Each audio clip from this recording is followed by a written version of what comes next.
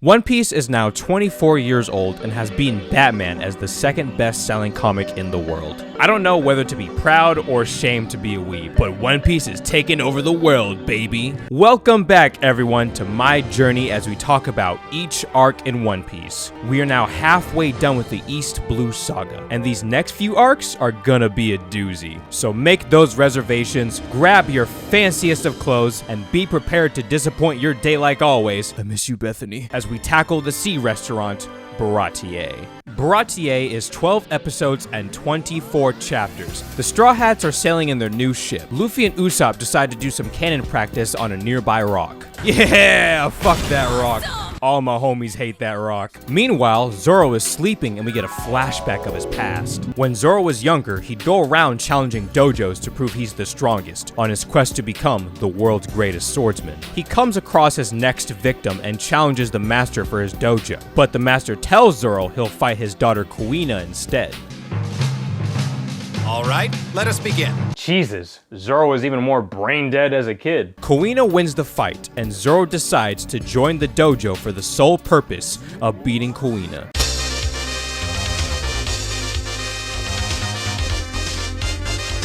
Kuina with 2,000 total wins and 0 losses. These kids have way too much free time. Read a book like One Piece. Shit's good. At night, Kuina's father tells her that even though she's good with the sword, she can never become the world's greatest because she's a girl. Well, duh. Girls have cooties. Ugh. Zoro finds Kuina and challenges her to their 2001 fight with real swords. Hey, maybe don't let children walk around with real swords? Once again, Zoro loses for the 2001 time, and he's frustrated he can't beat her no matter how hard he tries. Kuina says she's jealous of Zoro for being born a man and tells him that naturally Zoro will become stronger than her and how she can never achieve her dream. This pisses off Zoro. To him, it feels like an insult to all the hard work he's put in to beat her someday.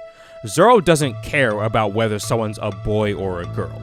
To him, what matters is skill. Look at that. Zoro out here being progressive as fuck. Zoro and Kuina decide to become rivals to see who will become the world's greatest swordsman someday. A while later, Zoro is training and some of the students come up to him with the grim news that Kuina is dead.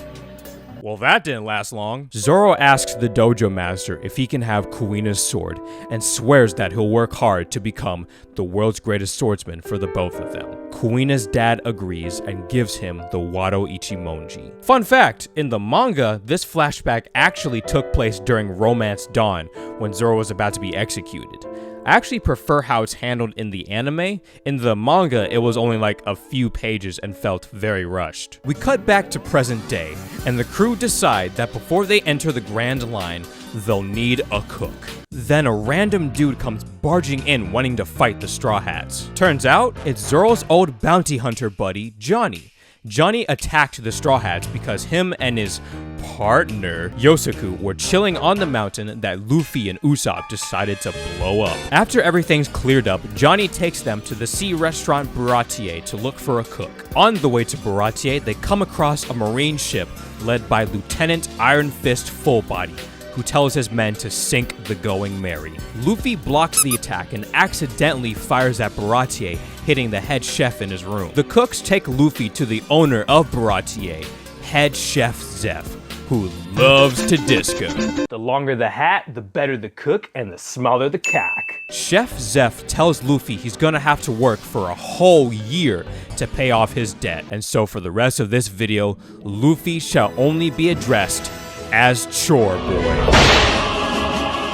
Meanwhile, Lieutenant Fullbody and his date enjoy a relaxing meal.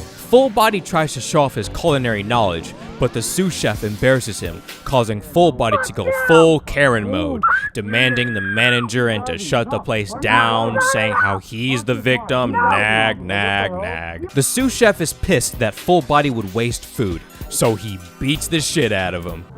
Man, Chili's is wild nowadays. I knew I should have just gone to Denny's or something.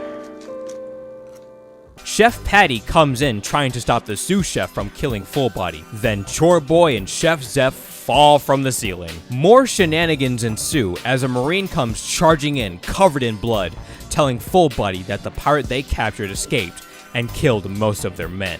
I'm sorry, Lieutenant. Scratch that, all of his men. This is Geen, the right-hand man of the Krieg pirates. He's been starving for several days and wants to eat. Of course, right away, but might I be so bold to inquire how you're paying for your meal? Will a bullet be enough? Sir, this is a refined establishment, so it's actually going to be 3 bullets through my skull. Please. Patty beats Geen and kicks him out of the restaurant, but then the sous chef makes some food for Geen. Now let me introduce to you Sanji, the cool-headed, Arrogant assholes like you who think they're such big shots they can— healthiest lungs, and the greatest gentleman you'll ever meet. Sanji is a man who will never let anyone go hungry regardless of their background, because he understands what it's like to go hungry at sea. After seeing this, ChoreBoy decides he wants Sanji to join his crew. Geen goes back to his ship and tells his captain that he'll take them to Baratie. 4 days passed and the Krieg pirates arrive at Baratie, but their ship is in bad shape and all the men are slowly dying of hunger. Geen brings his captain, Don Krieg, the strongest man and ruler of East Blue, into the restaurant to eat. They beg, but nobody wants to make food for them. Then Sanji comes in and brings food to Don Krieg simply because he's hungry. And as thanks, Don Krieg gives Sanji a haymaker for the meal. That food was absolutely delicious. Indeed. And how you be paying, sir? Where are my manners? Don Krieg, the ruler of East Blue, is a ruthless man who had 5,000 men and 50 battleships. He was a prisoner that killed the captain of a marine ship on board and took it for himself. He'd pretend to be a normal marine ship when entering towns just to attack the villages. For Don Krieg, anything goes if it means victory. Now at full strength, Don Krieg wants Baratie as his new ship and demands the cooks make food for his remaining 100 men. All the cooks deny, but Sanji decides to make the food. Order up for actual Hitler?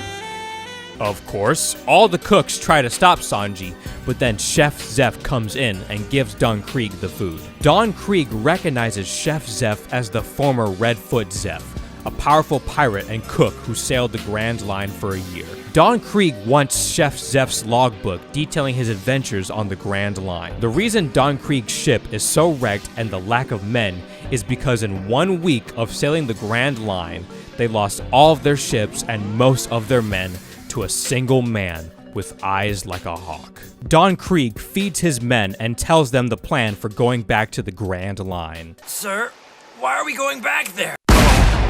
Rule number 1 aboard Don Krieg's ship: never have an opinion or you will be shot. The Krieg pirates go to attack Baratie, but before they can make it, out of nowhere their ship gets sliced in half and falls apart. The one responsible is the man who messed with them on the Grand Line. May I introduce to you Hawkeye Mihawk, the world's greatest swordsman. This is who Zoro has been looking for and needs to beat to achieve his and Kuina's dream. During all the commotion, Johnny and Yosaku tell the Straw Hats that Nami took the ship and the treasure for herself, leaving the Straw Hat crew. When asked why he destroyed all the ships, Hawkeye says it was just all for the lulz. Hilarious, but dick move, Hawkeye. Zoro challenges Mihawk for the title of world's greatest swordsman.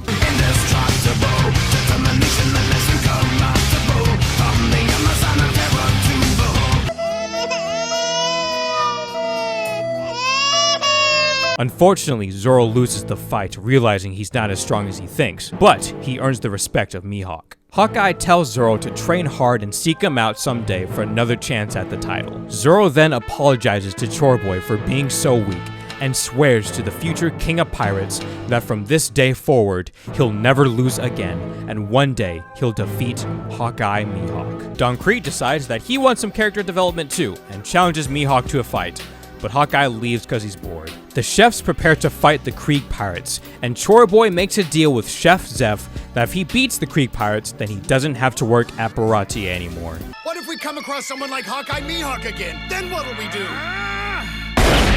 Never ask logical questions. Rule number 1, guys, come on!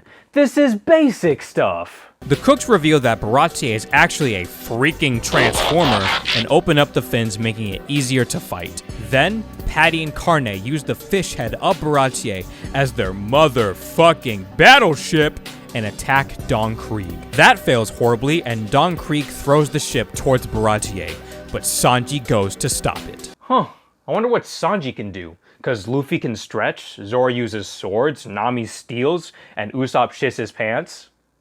A lot. So what's left? That's right, ladies and gentlemen, Sanji kicks. And he's so flexible. His yoga instructor must be proud. There's a lot of back and forth between the cooks and the Krieg pirates, but the cooks manage to get the upper hand, until... It's only fair I give you a warning. I am Pearl, the invincible shield! Just like the Meowbon brothers from Syrup Village, this is my least favorite part of this arc. They eventually take down Pearl. Thank God. But Gin has taken Chef Zeph hostage and asks Sanji to stop and let them have Baratie. Pearl wakes up. Oh, come on. And attacks Sanji. We then get a flashback 10 years ago when Sanji was 9 years old as an apprentice cook aboard a cruise ship. Lil Sanji talks about his dream of finding the All Blue, an ocean where all the fish in the world gather together. It's known as a cook's paradise. The other cooks tell him it's just an urban legend, as the world is divided into 4 seas: the North, South, East, and West Blue, making it impossible for them to connect because of the Red Line. During a storm, some pirates raid the cruise ship, and it's Redfoot Zeph of all people. Lil Sanji defends himself, but he's fighting a grown-ass man, so that doesn't work out too well. Then the storm pushes little Sanji off into the ocean, and Zeph goes to save him. But his leg gets caught in some debris, and so he uses an anchor to cut off his leg, ending his career as a pirate. I want to come back to this moment later because this isn't actually how Redfoot Zeph lost his leg. Much later, little Sanji wakes up in the middle of nowhere next to Zeph. Zeph says they got to look out for ships on opposite sides of the island. They share an equal portion of food while they wait. Many days pass and there's no ships in sight. Lil Sanji runs out of food in just 20 out of 70 days.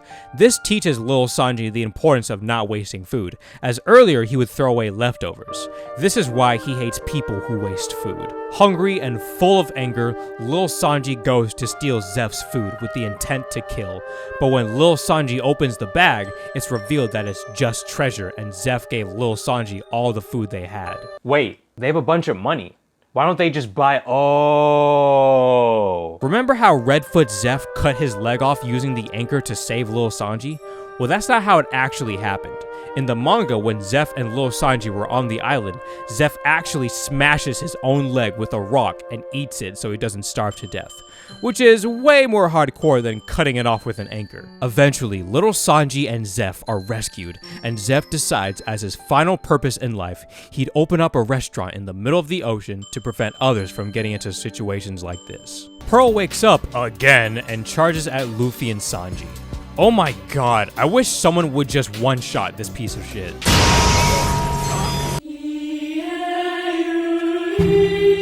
You're a wizard. Gin decides that he wants to kill Sanji himself. And it will be an absolute pleasure to kill you, my good friend. I don't think Gin understands how friendship works. They fight and it's pretty even, but Gin gets the upper hand. Gin can't bring himself to kill Sanji because of what he did for him. Gin apologizes to Don Krieg for not obeying his orders and asks if they can just leave the ship alone. And Don Krieg ain't too fond of that suggestion. Don Krieg fires a poison gas called the MH5. The Krieg pirates put on their gas masks and the cooks dive underwater. ChoreBoy steals some face masks and gives them to Sanji and Gin. Then another face mask coincidentally shows up next to ChoreBoy. The smoke settles and Gin is the only one suffering from the poison gas because he gave his gas masks to ChoreBoy. Gin didn't want to take it as his own punishment for disobeying Don Krieg. Don Krieg laughs at Gin and then ChoreBoy goes to fight him. Probably the best moment of this entire fight is when ChoreBoy gets hit by a bunch of poison darts. He gets ready to hit Don Krieg, but Don Krieg pulls out a metal sheet covered in spikes. ChoreBoy doesn't care and punches right through the spikes. Damn! Don Krieg pulls out a bunch of different weapons, like a spear, small explosives, a fucking flamethrower, and a steel net. But that won't stop good old Shoreboy. He grabs Don Krieg and finishes him off. And so now we can finally go back to calling him Luffy. Before they can celebrate, Don Krieg attacks in an unconscious rage, but Gin stops him and they leave Baratie for good. You don't owe me any favors, but when the kid wakes up, tell him I said I'll see him on the Grand Line. Later, Luffy wakes up and Sanji tells him the Krieg pirates left. Luffy asks Sanji if he'll join his crew, but Sanji declines, saying he won't leave for the Grand Line until he's repaid his debt to Zeph for saving his life. Then we get my favorite scene in this entire arc. Sanji turns to Luffy with this big smile and asks if he's heard of the All Blue. This is a really wholesome moment because Sanji has this genuine smile that we rarely ever see, and he's just gushing about his passions. Later, everyone digs in, but Luffy and Sanji show up and everyone gives them the cold shoulder and tells them to sit on the floor. Are we sure this isn't just my middle school? They ask you how you are, you just have to say that you're fine when you're not really fine. All the chefs complain about the soup that Sanji made, saying it's garbage, and even Zeph thinks it's horrible. Don't flatter yourself. There's a fine line between tough love and abuse, and I feel like 9 times out of 10 in anime, it's just straight up abuse. Once Sanji leaves, the cooks admit that the soup is actually really good, but they lied because he's too stubborn to listen to reason. Then Chef Zeph asks Luffy to take Sanji with him to the Grand Line so he can follow his dreams. While Sanji is chilling outside, he gets attacked by Yosaku, casually being eaten by a shark. Tuesdays, am I right? Yosaku tells Luffy that he figured out where Nami is heading with the ship, and before they leave, Sanji tells Luffy that he'll join the Straw Hats. And so now, Sanji has joined the party. Sanji leaves without saying goodbye, but Chef Zeph simply tells Sanji to take care of himself. Then, in a burst of emotion, Sanji tearfully says thank you to Zeph for everything he's done. Then they head off to get Nami back. Speaking of Nami, before the episode ends, we see her heading into an island that has some weird building attached to it. Stay tuned next time as we visit Nami's hometown of Kokoyashi Village.